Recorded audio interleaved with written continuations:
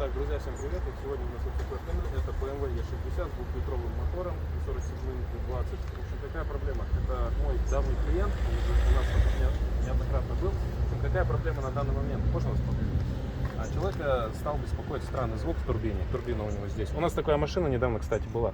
То есть, что получилось? У турбины появился продольный люфт. То есть, она уже прям основательно так стучит. Сейчас все горячее, так сильно вам стук не покажу. Но здесь очень такой большой продольный люфт. В общем, из-за чего такие проблемы возникают?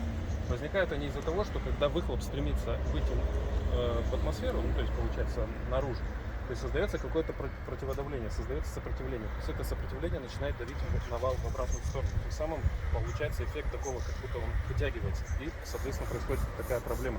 То есть осевого гидромеханического люфта здесь вообще, в принципе, никакого нет, но продольный здесь есть. Ну и ситуация, конечно, неприятна, потому что это съем и ремонт турбины. С таким люфтом уже предельно большим, насколько он уже возможен. То есть еще, может быть, можно было бы полезть, но уже сильно.